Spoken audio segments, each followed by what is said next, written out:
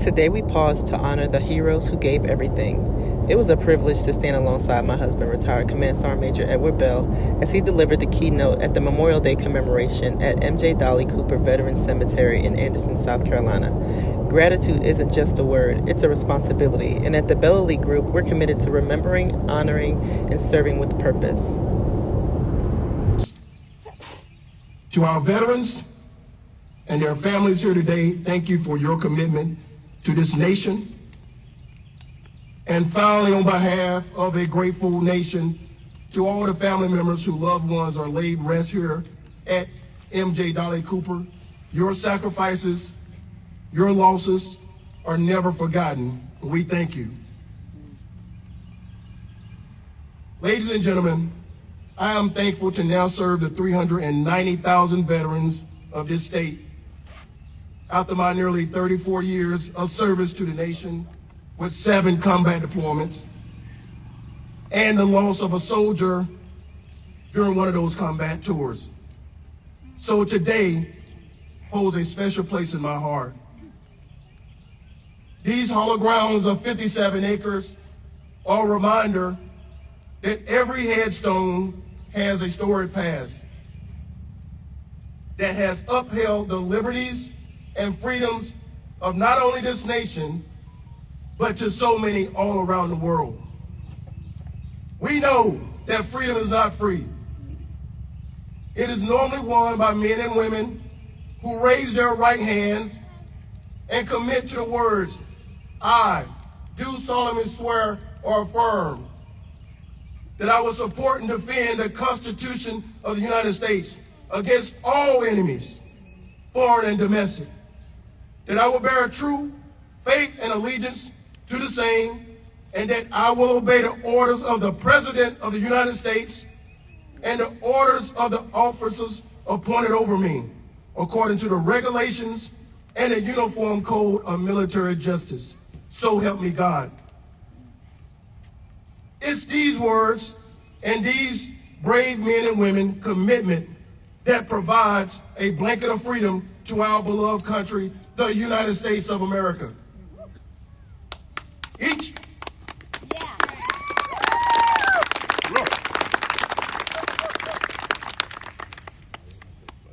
don't want to get emotional, so please don't clap. I'm trying to be strong up here. Each stone is a national monument, and each soul has a story, like M.J. Dolly Cooper himself, who was known for his World War II military service, where he served as a combat infantryman with the 30th Infantry Division. He saw 11 months of combat in Europe and was awarded the Purple Heart, Bronze Star, American Defense Civil Medal, and the Combat Infantry Badge. A hollow stone. Or the story of the young 25-year-old Air Force Senior Airman Nicholas J. Alden from Williamston, South Carolina, killed in Germany during Operation Enduring Freedom en route to Afghanistan in defense of our national strategic goals. Hollow stones. Or the story of former Marine and volunteer firefighter Kenneth Stanton from Sandy Springs, who was struck and killed in the line of duty at a scene of a crash that he was responding to. Hollow stones. Or lastly, to the story of our own South Carolina Department of Veteran Affairs teammates, Kayla. Her father, Mr. Joe Singleton, the first African American to serve on the Anderson Fire Department, lay here at M.J. Dolly Cooper. Hollow stones. You see, we stand here today to remember those who paved the way and those who continue to provide us liberties and freedoms that we so much enjoy. If we could hear these words, the words of these stones, what would we say? What would they say to us if we could hear these stones? What would they say? Maybe for all of us to find common ground of dignity and respect for each other, regardless of political views, regardless of own biases, regardless of social and economic status in life, treat each other with dignity and respect. These hollow stones would say, together we stand. and separated we fall. We are Americans, the proud, the brave, one nation under God, indivisible, with liberty and justice for all. Would these stones say, volunteer more in your community? Would these stones say, feed the homeless? Would these stones say, stop complaining and grab opportunity? Would these stones say, regardless of what you look like, we all go through the same door of judgment at the end? Would these stones say, protect, defend, and love your country?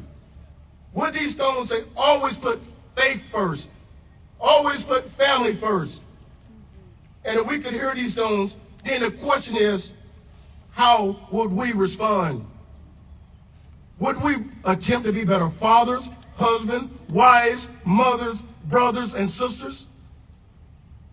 Will we learn from yesterday and work harder today so tomorrow will be better for us all, be better for our community, be better for our state, be better for our nation? You see, ladies and gentlemen, we should learn from these stones. We should learn from these souls of the men and women lying here on these sacred grounds, who stood on the edge of liberty, waving the flag of freedom so we can have this moment today. This moment to embrace life, this moment to embrace hope, this moment to dream, this moment to commit to something bigger than ourselves.